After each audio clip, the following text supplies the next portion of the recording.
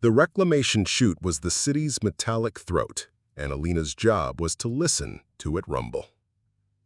Every day, the cast-offs from the verdant ecologies tumbled down into the gray zone's reclamation UB3, wilted decorative flora, cracked data slates, and the occasional, tragic, high-fashion synth silk garment stained with exotic wine.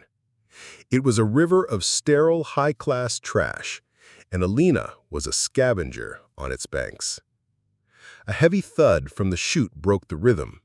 A dense, rectangular object wrapped in a sealed biohazard bag landed on the belt. Alina tagged it with her scanner.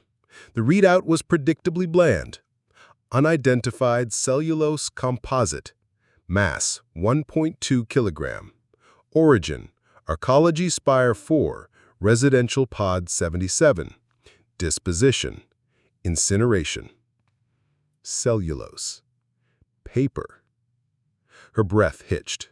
Before she could divert it, her supervisor, Boren, descended from his elevated perch, his heavy mag boots clanking on the metal walkway. He never used names, just designations. "What is it, R7?" he asked, his voice a low growl that carried over the din. He loomed over her workstation, his shadow falling across the bag.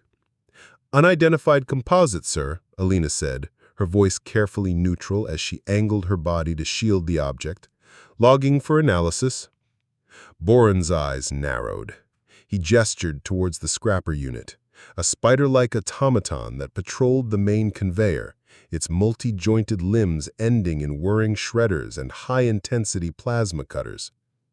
"The scrapper's biosensors are flagging an unregistered organic signature. It's paper, R7. Feed it to the scrapper before it logs a formal anomaly. Anomaly reports mean inspections, and I hate inspections." The scrapper paused its patrol, its optical sensor glowing a malevolent red as it focused on her station. The whirring of its blades seemed to grow louder. Alina's blood ran cold. The choice was no longer abstract, it was immediate. With a practiced slice of a sterilized blade, she opened the bag to reveal the book, its thick cover a deep, faded blue.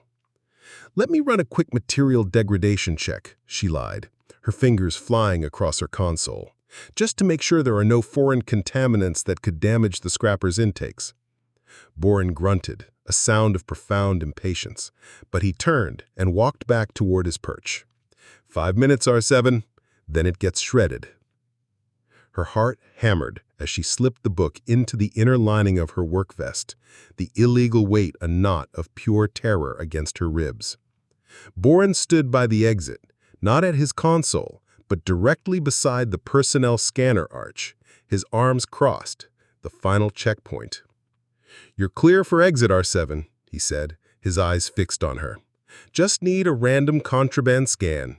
Corporate directive. You know how it is." He was lying. There was no directive. This was about the anomaly. This was about him knowing she disobeyed. "Of course, sir," Alina said, her voice a reedy whisper. She stepped into the arch. A pale blue light pulsed, scanning her body. On the screen beside Boren, her outline appeared.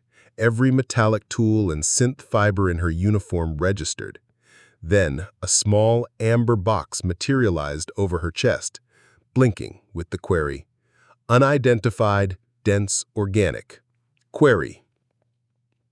Alina held her breath, her life measured in the silent space between heartbeats. Boren stared at the screen, then at her face. For a long, agonizing moment, the universe was just the blinking amber light and his unreadable expression. With a slow, deliberate movement, his thumb jabbed a button on the console. The amber box vanished. The screen flashed green. Scan complete. Clear. He looked at her, his face the same stony mask it always was. "Watch yourself, R7, he grunted, turning away. "Sometimes the trash from the arcologies, it isn't worth the trouble." Alina walked out into the sterile, monotonous corridors of the gray zone, the book a secret warmth against her chest. She had a new destination, not the archive furnace, but her small, Spartan hab unit. In a city of breathtaking artificial life, she had just reclaimed a small, quiet, and very real one. In a world that valued only function, she had chosen to preserve a flaw, a beautiful human flaw.